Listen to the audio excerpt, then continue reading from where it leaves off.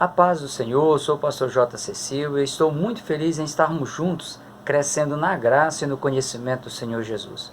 Estou deixando para você aqui na descrição desse vídeo o link para você ter acesso ao meu e-book, Os Relacionamentos e Seus Vínculos, Influências que Interferem na Construção da Personalidade e do Conhecimento. Reserve um tempinho e leia a sinopse desse e-book, eu tenho certeza será muito útil para o seu aprendizado e também na transmissão do seu conhecimento a outras pessoas. Hoje o foco da lição é a lição de número 3, Vencendo os Mecanismos da Velha Natureza. Deixe o seu like, seus comentários, compartilhe esse vídeo com seus amigos e seus familiares e, se possível, diga de onde você está conectado. O textuário da lição 3, foco de hoje, está em Romanos, capítulo 8, versículo 6, que diz: porque a inclinação da carne é morte, mas a inclinação do Espírito é vida e paz. E como verdade aplicada, o pastor Isaqueu Mendes ele frisa que aquele que nasceu de novo e anda em Espírito não mais vive dominado pelas inclinações da velha natureza. O texto de referência está em Efésios capítulo 4, versículos 22 a 24, versículos 31 e 32. Que quanto ao trato passado, vos despojeis do velho homem que se corrompe pelas concupiscências do engano, e vos renoveis do espírito do vosso entendimento, e vos revistais do novo homem que, segundo Deus, é criado em verdadeira justiça e santidade. Toda a amargura, ira, cólera, gritaria, blasfêmia e toda malícia seja retirada de entre vós. Antes, sede uns para com os outros benignos, misericordiosos, perdoando-vos uns aos outros, como também Deus vos perdoou em Cristo. Quando uma pessoa ela aceita Jesus como seu Senhor e seu Salvador, ela traz consigo toda uma carga de crenças que foram aí construídas ao longo da vida e internalizados na pessoa, lá no convívio da família, também no convívio social. Foram essas crenças disfuncionais ou crenças deficitárias que moldaram a pessoa quanto aos seus posicionamentos, suas decisões, suas reações nas situações as mais diversas. Em muitos casos, levaram a pessoa a adotar para si um padrão de comportamento de acordo com os princípios vivenciados pela humanidade fora da vontade de Deus, contrários aos princípios bíblicos, mas que por vezes eles aparecem maquiados de princípios morais e éticos até mesmo interessantes. Até mesmo uma criança que nasce em um berço cristão, por ela estar aí inserida no meio de uma sociedade ímpia, essa criança ela acaba sendo influenciada e às vezes alienada pelo padrão ético e moral contrário à vontade de Deus. Essa carga negativa, esses mecanismos mundanos, além de oprimir a pessoa, torna a pessoa resistente à vontade de Deus e acabam aí gerando uma autodefesa do padrão de vida adotado pela pessoa, que mesmo após se converter a Cristo, por vezes essa pessoa imagina não ser necessário haver aí uma ruptura com esse padrão ímpio e que pode, imagina ela, conciliar a fé cristã e os antigos hábitos não cristãos, que nesta reflexão bíblica eles serão chamados aí de velha natureza.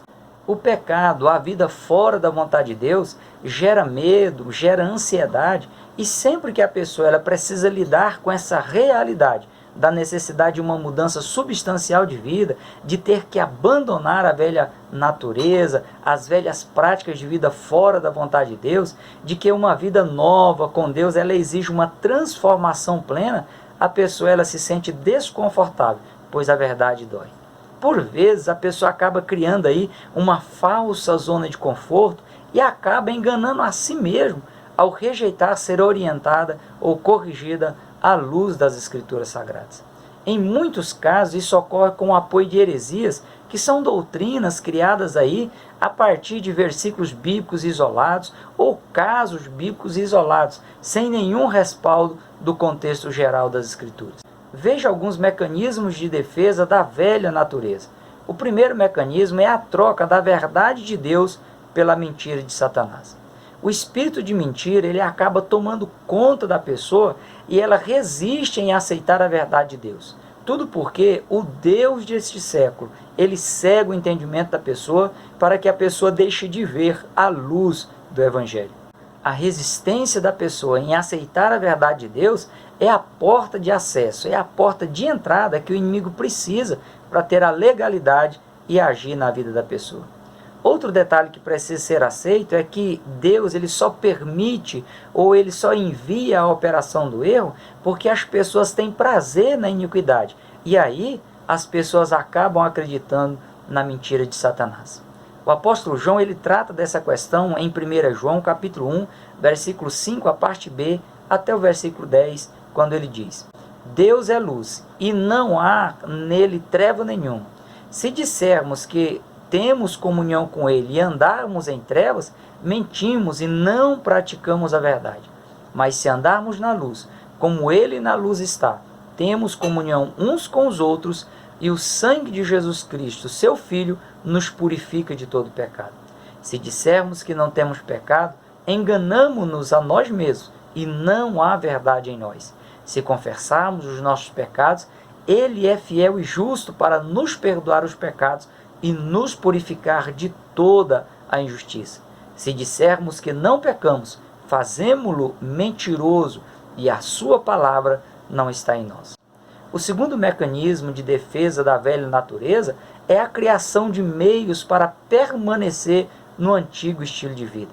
Esse detalhe geralmente ele vem com apego às questões consideradas inofensivas à fé cristã, ou por meio aí da sensação de que se os outros podem, por que eu não posso? A pessoa é levada a buscar como base de suas escolhas padrões distorcidos do contexto bíblico, o exemplo de pessoas infiéis ao padrão bíblico, e com isso ela se defende e tenta inutilmente se justificar diante das pessoas e até mesmo diante de Deus. É o que o apóstolo Paulo afirma em relação às pessoas que resistem em serem transformadas pelo Evangelho e quanto à postura que deve ser adotada pelos servos e pelas servas de Deus quando ele diz: os homens maus e enganadores irão de mal a pior, enganando e sendo enganado. Tu, porém, permanece naquilo que aprendeste e de que foste inteirado, sabendo de quem o tens aprendido. O terceiro mecanismo de defesa da velha natureza é a autodefesa dos julgamentos com a mesma energia que a pessoa lutaria para se defender contra a fome, contra o frio ou contra o ataque de animais ferozes. Neste caso, a pessoa desperdiça sua energia, pois ao invés de utilizar essa energia para se adequar aos padrões bíblicos, para se deixar ser transformada pelo Evangelho de Cristo, a pessoa ela se esforça no sentido oposto. Paulo falou dessa luta em Gálatas capítulo 5, versículo 17, quando diz: porque a carne cobiça contra o espírito, e o espírito contra a carne, e estes se opõem um ao outro, para que não façais o que quereis. Cabe à pessoa permitir que o Espírito de Deus fortaleça o seu espírito para que ela vença a velha natureza tendente ao pecado. Do contrário, como bem pondera o pastor Isaqueu Mendes, a velha natureza ela nunca irá assumir a culpa e sempre ela vai transferir a culpa para outra pessoa, se utilizando aí de argumentos humanos e argumentos malignos que levam a pessoa a se fechar como uma ostra e nunca assumir os seus erros. Vale lembrar que o que encobre as suas transgressões nunca prosperará, mas o que as confessa e deixa alcança misericórdia. A negação é um dos mecanismos inconscientes descrito por Sigmund Freud como um modo de autodefesa do ego humano. Segundo Freud, a pessoa ela se utiliza desse recurso contra os sofrimentos que ela considera insuportáveis, como se o simples fato de negar o problema, negar o sofrimento, resolvesse esse problema, resolvesse esse sofrimento e o fizesse deixar de existir. Freud ele chega a defender que o ser humano ele precisa do recurso da autonegação para sobreviver emocionalmente aí nas situações trágicas da vida. No entanto, a realidade é que negar a necessidade de ter uma vida transformada pelo Evangelho em nenhuma hipótese vai condicionar a pessoa a ter acesso à presença de Deus. Ainda que a pessoa negue ou minta, como foi o caso de Ananias e Safira, que mentiram a Deus diante do apóstolo Pedro, diante de Deus, tudo está às claras. Ele conhece todas as coisas, inclusive os pecados cometidos de forma oculta, ou os que a pessoa julga não serem problemas para ela se relacionar com Deus. Ananias e Safira, eles poderiam ter decidido dar um valor X de oferta à igreja primitiva para ajudar as pessoas carentes, sem a necessidade de ocultar o valor total recebido na venda de sua propriedade. Aliás, se eles quisessem deixar de ofertar, era um direito deles. Como preferiram mentir, eles morreram. É verdade que na atualidade as pessoas não morrem fisicamente quando negam a necessidade de mudarem de vida, de se deixarem ser transformadas por Jesus. No entanto, espiritualmente muitas pessoas já morreram por preferirem manter o antigo padrão de vida ímpia fora da vontade de Deus. Imagina que está vivendo na presença de Deus, mas é um morto-vivo, é um morto espiritual. Se Paulo orientou os cristãos a não mentirem uns aos outros, o que dizer das pessoas que vivem mentindo para elas mesmas, enganando elas mesmas, ao negarem a necessidade de vencer, de matar a velha natureza? A mentira, ela leva a pessoa a ter interrompido a sua comunhão com Deus, pois gera aí uma atitude suspeita, uma atitude de desconfiança e destrói a vida em comum com o corpo de Cristo. Dentre os animais, o camaleão é o que melhor se utiliza da camuflagem para se esconder, para sobreviver aos ataques de predadores, como também para enganar as suas vítimas. A camuflagem, portanto, é uma arma de defesa, como também uma arma de ataque. Essa tem sido uma arma perigosa que o inimigo tem usado para se infiltrar nas igrejas, atacá-las e se defender se colocando de vítima. O camaleão ou qualquer outro animal que se utilize de camuflagem pode até ficar com as mesmas cores e as mesmas características externas de uma árvore ou do ambiente em que ela estiver. No entanto, as suas características reais continuarão as mesmas, pois a sua natureza, ela impede aí do animal ele se tornar uma árvore ou se tornar no ambiente em que ele esteja. A natureza humana tendente ao pecado, ela também se utiliza da camuflagem para impedir que as verdadeiras características ímpias da pessoa, elas sejam descobertas, elas sejam atacadas e elas sejam eliminadas. Cuidado ao se vestir de uma roupagem que combine com o ambiente que você esteja, que convenha aí com o momento que você está vivendo e que impede de suas verdadeiras tendências ímpias de serem reveladas. Enquanto a camuflagem ela se mantiver, a velha natureza, ela vai continuar internalizada na pessoa sem ser tratada, sem ser transformada em uma nova natureza por meio aí da submissão à vontade de Deus para a sua vida. O escritor John Stott, escrevendo aí sobre o conflito cristão com a velha natureza, ele diz: se ficássemos por nossa conta, não poderíamos fazer o que queremos, ou seja, sermos bons e praticarmos o bem. Pelo contrário, sucumbiríamos aos desejos da velha natureza. Contudo, se vivermos pelo Espírito, ou seja, se formos guiados pelo Espírito de Deus, de modo nenhum satisfaremos os desejos da carne. Nós ainda iremos tê-los, mas não iremos satisfazê-los. Pelo contrário, produziremos o fruto do Espírito. Somente pela graça de Deus é que o cristão ele poderá vencer o velho homem, a velha natureza que é tendente ao pecado.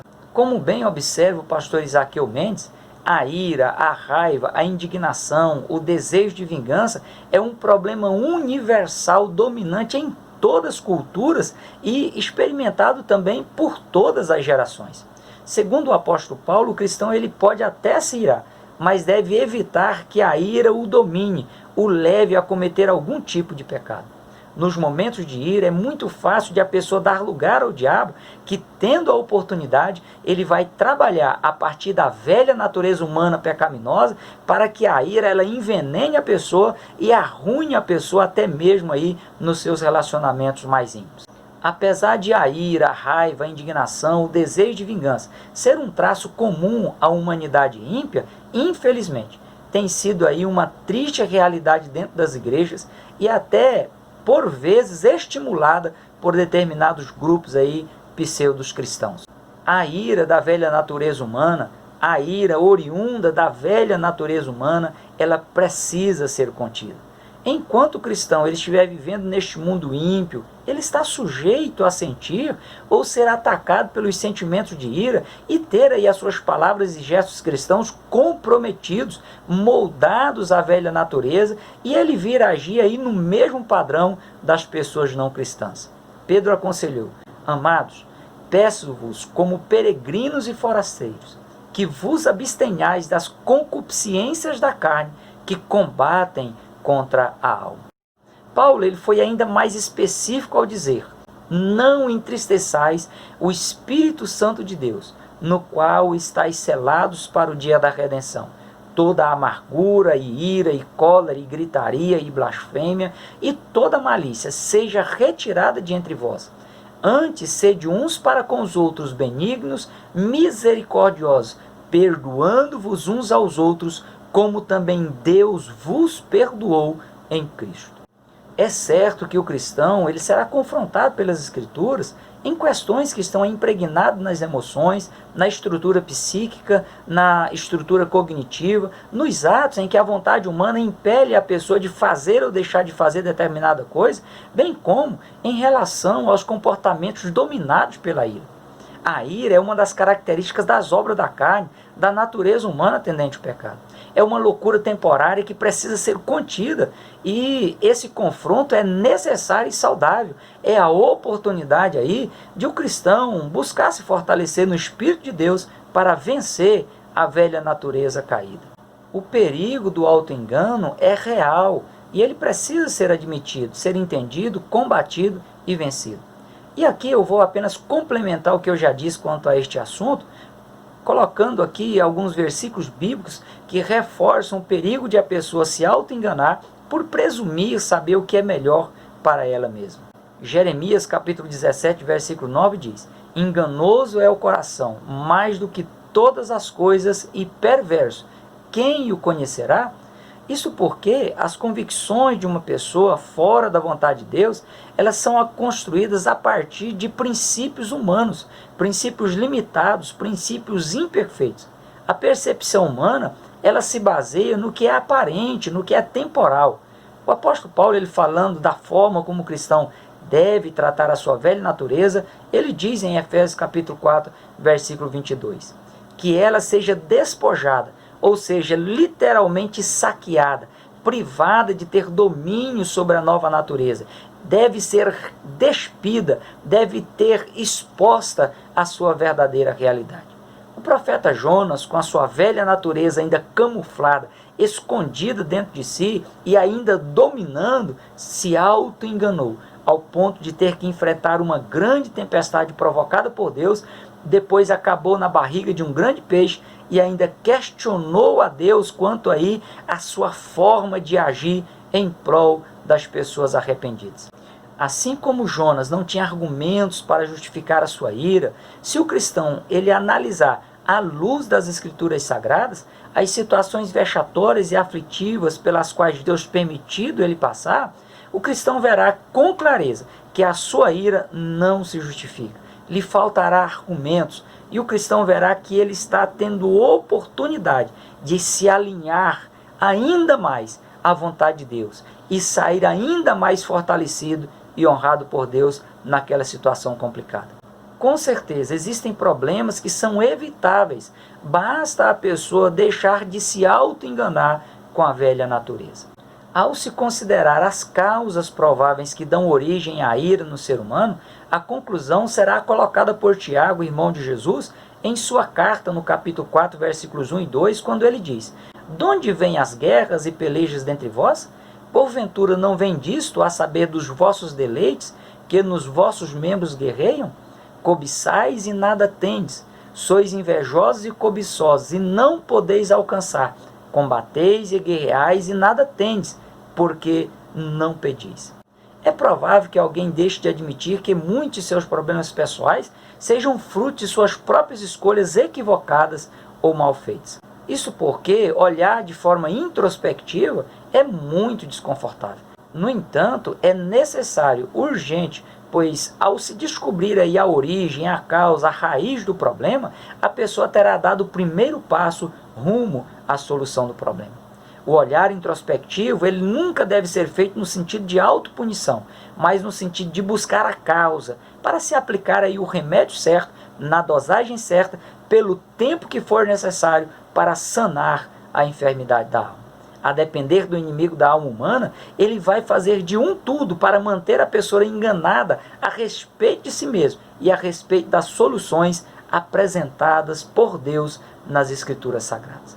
Ele vai usar o sistema mundano corrompido para magoar, ferir e abusar das pessoas para elas perderem aí o controle das situações com o intuito de vê-las cada vez mais distantes de Deus, presa em seus mundos de ilusões pessoais.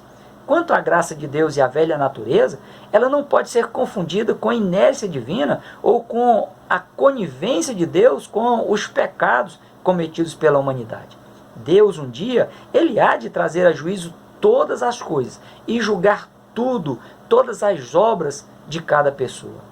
No entanto, qualquer pessoa que queira, ela pode se beneficiar da graça de Deus e vencer a velha natureza humana ao se apossar das promessas de Deus e, por meio das promessas de Deus, se tornar participante da natureza divina ao escapar da corrupção que há no mundo. Somente por meio da graça de Deus é que a pessoa consegue lidar com seus conflitos interpessoais. E Deus, ele está sempre pronto a oferecer a ajuda e a conceder a graça àqueles que se colocarem de maneira humildes na sua presença. Tiago, ele traz expressões bem fortes no capítulo 4 como antídoto contra a ira, como a vacina da graça de Deus, como o favor imerecido disponibilizado por Deus. Ele diz: sujeitai-vos, pois, a Deus, chegai-vos a Deus, senti as vossas misérias. Ou seja, pare para refletir sobre as consequências das ações orientadas por sua velha natureza fora da vontade de Deus. Humilhai-vos perante o Senhor. Reconheça que Ele pode fazer algo por você. Não faleis mal uns dos outros. Não jogue a culpa nos outros. Não tente encobrir as suas falhas, esconder a sua velha natureza. O apóstolo João diz: se dissermos que não temos pecados, enganamo-nos a nós mesmos e não há verdade em nós. Se confessarmos os nossos pecados, Ele é fiel e justo para nos perdoar os pecados e nos purificar de toda injustiça. Se dissermos que não temos pecados, fazemo-lo mentiroso e a sua palavra não está em nós. Filhinhos, estas coisas vos escrevo para que não pequeis. E se alguém pecar, temos um advogado para com o Pai, Jesus Cristo o justo. O escritor aos Hebreus, no capítulo 4, versículo 16, ele conclama: cheguemos, pois, com confiança ao trono da graça, para que possamos alcançar misericórdia e achar graça, a fim de sermos ajudados em tempo oportuno. Se permita ser vacinado por Deus. Responda de forma positiva à graça de Deus. Arrependa do que for preciso se arrepender e peça perdão divino. Quanto ao perdão divino, saiba que ele está condicionado à sua oferta de perdão, à sua liberação de perdão a quem te ofendeu ou vier a te ofender. Na oração do Pai Nosso, Jesus deixou claro essa verdade ao orar ao Pai dizendo: perdoa-nos as nossas dívidas, assim como nós perdoamos aos nossos devedores. E complementou dizendo: porque se perdoardes aos homens as suas ofensas, também vosso Pai Celestial vos perdoará a vós. Se, porém, não perdoardes aos homens as suas ofensas, também o vosso Pai vos não perdoará as suas ofensas. Quando Tiago ele trouxe à tona as questões relacionadas com a imoralidade no capítulo 4, com o objetivo aí de que as pessoas confessem, peçam perdão e abandonem tais práticas, o pastor Isaac Mendes ele destaca que Tiago ele evoca a imagem do Antigo Testamento quanto ao adultério espiritual para levar os cristãos a não atenderem às inclinações da velha natureza, já que embora os falsos encantos do mundo não possam causar pecados, eles podem moldar e estimular os desejos humanos, e isso pode levar a pessoa a pecar. Dentro dos princípios morais e éticos estabelecidos por Deus no Antigo Testamento, Deus disse em Levítico capítulo 19, versículo 18: não te vingarás, nem guardarás ira contra os filhos do teu povo, mas amará o teu próximo como a ti mesmo. Eu sou o Senhor. O desejo de vingança e o rancor, a forte lembrança de fatos ruins aos quais aí a pessoa foi submetida, além de aumentar o sofrimento da pessoa, colocam a pessoa como juiz e executor de pena condenatória. E esse fato ele deixa a pessoa dominada pela ira em uma situação delicada diante de Deus, pois ele conhece todas as falhas da pessoa e conhece também o merecimento de punição da pessoa. Ao ser curada por Deus do sentimento da ira, a pessoa ela terá melhor qualidade de vida espiritual, emocional e física. A caridade, o exercício do amor de forma prática, precisa ser uma constante na vida do cristão. E precisa também estar em conformidade com o padrão de comportamento de Deus expresso pelo salmista quando ele diz que Deus ele não repreenderá perpetuamente, nem para sempre conservará a sua ira.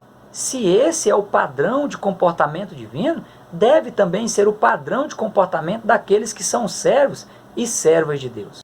O escritor Harrison, ele disse que, de acordo com Levítico capítulo 19, versículos 17 e 18, a responsabilidade para com o próximo envolve uma atitude positiva de coração e de mente.